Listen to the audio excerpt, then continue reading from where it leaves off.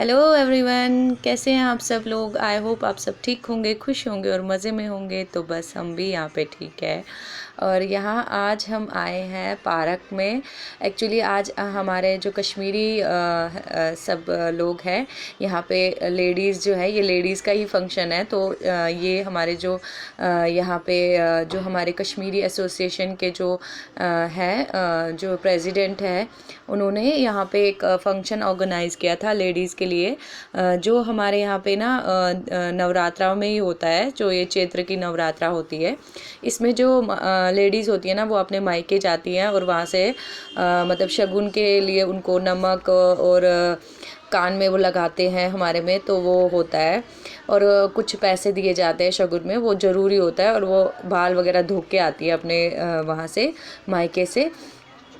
तो बस यहाँ पे ये फंक्शन एक्चुअली क्या है, अब हम सब लोग यहाँ पे दिल्ली में रहते हैं। तो यहाँ पे इन लोगों ने मतलब अब मायके वगैरह जाना नहीं पॉसिबल हो पाता है। तो ये जो ऑर्गेनाइजेशन है हमारी कश्मीरी, तो वो ना जो हमारा यहाँ पे ना मतलब ये हमारे लिए एक मतलब हर साल फंक्शन ऑर्गेनाइज़ करते हैं।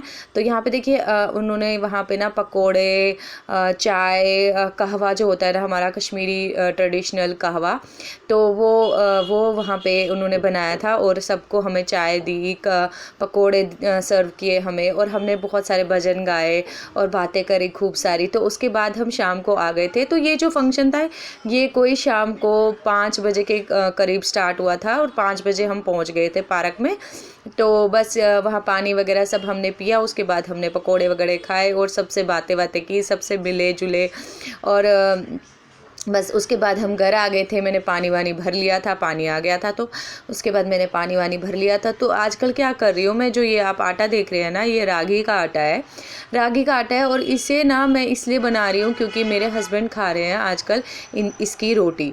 तो इससे क्या होता है ना कि अगर आपकी हड्डियों में दर्द हो रहा हो या आपके बॉडी में कैल्शियम कम हो गया हो, तो आप इसकी 2 रोटी रोज़ रात को खाएंगे तो आपको बहुत रिलीफ मिलेगा। तो मगर इसका जो आटा होता है ना, इसको गूंदना थोड़ा मुश्किल होता है क्योंकि ये बहुत ज़्यादा सॉफ्ट होता है। मतलब बाजरे के आटे और मक्की के आटे से भी ज़्यादा सॉफ्ट होता है। उनकी रोटी तो बन भी जाती है, लेकिन इसकी रोटी बहुत ही टफ़ होती है बननी। तो बिल्कुल चॉकलेट जैसा बनता है। तो इसको ना मैं पन्नी पे बनाऊंगी, लिफाफे के ऊपर। लिफाफे को मैं धो के रख देती हूँ। तो उसको ना आज मैंने रात को सुबह ही धो के रख दिया था ताकि मैं उसको शाम को इस पे रोटी बना सकूँ। तो उस पे बन जाती है। और वैसे तो आजकल मैं क्या करती हूँ, मैं ना अपनी जो तैयारी है वो शाम को ही कर लेती हूँ। जैसे मैंने अभी ये सुबह ब्रेकफास्ट के लिए टिंडे जो है ना वॉश करके रख लिया और पोंछ के मैंने उनको कंटेनर में काट के रख लिया, क्योंकि मेहुल का कल क्या है, लास्ट पेपर है। तो उसे टिफ़िन भी देना था, तो उसके लिए भी और ब्रेकफास्ट के लिए भी मुझे रात को ही मैं तैयारी कर लूँगी। और अब पता है मैं अब उसकी रोटी बनाने लगी हूँ, रागी के आटे की रोटियाँ। तो आप भी ट्राई करिएगा अगर आपकी हड्डियों में दर्द रहता है या किसी घर में कोई ऐसे है जिनके मतलब दर्द रहता है। तो इनको ना मतलब एक्चुअली क्या हुआ था, लग गई थी एक बारी टांग में, तो उसकी वजह से उनकी टांग में थोड़ा दर्द रहता है। तो उनको हड्डी जो है ना वो बिल्कुल मतलब बहुत ज़्यादा टूट गई थी, तो उसकी वजह से उसमें उनको दर्द रहता है। तो मैं अभी इनके लिए रागी के आटे की रोटी बना रही हूँ। तो इनको उससे काफ़ी रिलीफ भी मिलता है, बहुत अच्छा रहता है, इसका रेस्पॉन्स मिला है उनको, तो फ़र्क पड़ जाता है। इसलिए वो मेरे को बोलते हैं कि मेरे को शाम को इसी की रोटी खानी है। वैसे तो ये बहुत टफ बनने में बनती नहीं है बिल्कुल भी, मतलब जैसे बनेगी वैसे बनेगी, लेकिन ये है कि बन जाए बस। तो थोड़ी टूटी फूटी बन जाती है, लेकिन बन जाती है। थोड़ी टफ़ है क्योंकि बनती नहीं है बिल्कुल भी ऐसे। तो थोड़ा मैं इसको क्या करती हूँ, ज़्यादा गीला नहीं गूंदना है इसको, और इसको बिल्कुल गर्म पानी में मिक्स करना पड़ता है, तब ये बनती है। तो आज बस यहाँ पे रात की जितनी भी सारी तैयारियां हैं ना, वो मतलब सुबह की जो तैयारियां हैं ना लगभग कर लूँगी अभी, और इसको भी वॉश करके फिर से रख लूँगी ताकि कल फिर से ये काम में आ जाए। और यहाँ मैंने सोयाबीन और आलू की सब्ज़ी बनाई थी सुबह, और शाम को अब बस वही दूंगी। तो मेहुल मुझे कह रहा था कि मम्मी मुझे नहीं खाना है ये सब्ज़ी और रोटी, तो आप मुझे ना सब्ज़ी रोटी नहीं खानी है ना, चावल खाने हैं, तो मुझे ना पराठा बना के दे दो गोभी का। तो फिर मैंने उसके लिए गोभी का पराठा बना दिया, क्योंकि मैंने ना गोभी को पहले ही साफ़ करके रख दिया था एक कॉटन के जो आजकल ना पॉलीथीन नहीं दे रहे हैं मार्केट में सब्जी वाले, तो वो आजकल दे रहे हैं कॉटन के वो कपड़े वाले जो आते हैं ना थैले, वो दे रहे हैं। तो मैंने सारी बीन्स और पालक और मैं लाई थी चौलाई, वो मैंने कट करके रख लिया था।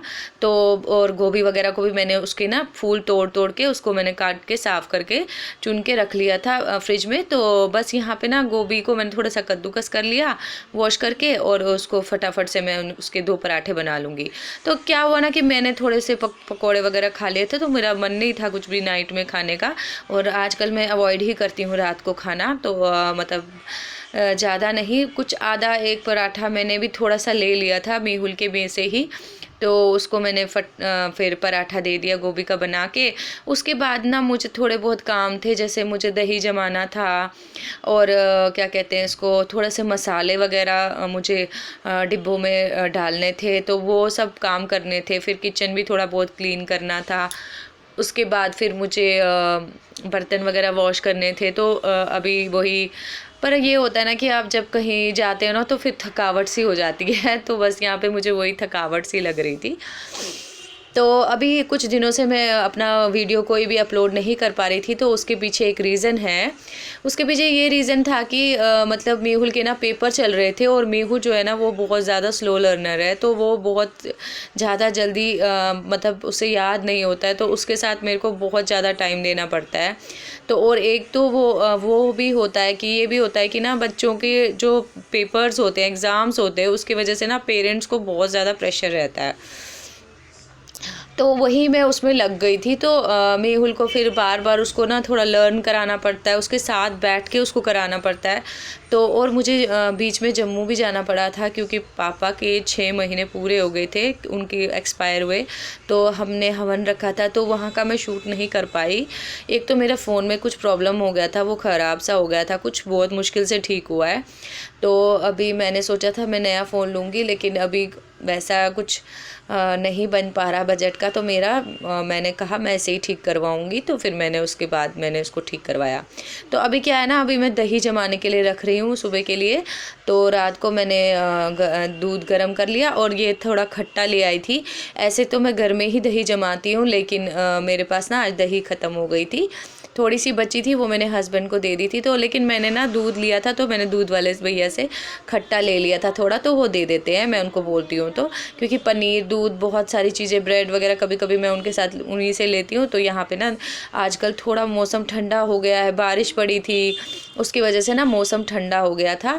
तो मैं आपसे पहले स्टार्टिंग में बोलना भूल गई कि आज जो ये ब्लॉग है ये है फ्राइडे की शाम का। तो बस यहाँ पे क्या हुआ, मैं मसाले वगैरह ना जम्मू से ही लेके आती हूँ, क्योंकि यहाँ का जो लाल मिर्च पाउडर है ना वो मेरे को सूट नहीं करता, ना मेहुल के पापा को भी सूट नहीं करता। तो इस वजह से मैं वहीं से लेके आती हूँ। ये जो दूसरा पैकेट है आप वो देख रहे हो, ये है सौंफ का पाउडर, और ये था लाल मिर्च का पाउडर।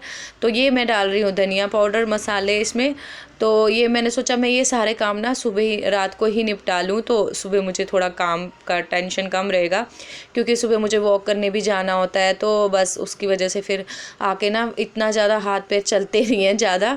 तो बस यहाँ पे ना मसाले वगैरह भी हो गए थे सेट, और दही भी जमा लिया था मैंने। अब बर्तनों को करूँगी वॉश, और बर्तन वॉश करने के बाद ना मैंने थोड़ा सोचा ये पराठा मैं खा लेती हूँ, उसके बाद मैं सारे बर्तन अपने कर लूँगी वॉश। और ना मतलब ये होता है कि मतलब मैं आपसे ये भी सॉरी कहना चाहूँगी कि इतने दिनों से मैंने कोई भी अपना वीडियो अपलोड नहीं किया है। तो गाइज़, अगर आपको मेरा ये वीडियो अच्छा लगा हो तो लाइक, शेयर और सब्सक्राइब ज़रूर कीजिएगा। कमेंट में ज़रूर बताइएगा कि आपको मेरा ब्लॉग कैसा लगा। और अगर आपको मेरे ब्लॉग में कुछ भी ऐसा लगता है कि मतलब मुझे इम्प्रूव करना चाहिए, तो आप ये भी ज़रूर बताइएगा। तो बस यहाँ पे देखिए बर्तन सारे वॉश हो गए हैं। तो यहाँ पे बस यही है, मेरा उन हस्बैंड डिस्कशन कर रहे थे कि आज का फंक्शन का कितना मतलब कैसा रहा। तो बस यही बातें हमारी चल रही थी। और ये भी आज मेरा दिमाग थोड़ा रिलैक्स हो गया था कि मेहुल का जो पेपर है वो अब लास्ट है कल का, और आज भी मैंने उसको थोड़ी प्रिपरेशन करा दी थी। लेकिन गाइज़ आज रात को ही मेहुल को ना फ़ीवर हो गया था बहुत ज़्यादा, और उसके गले में बहुत ज़्यादा खराश थी।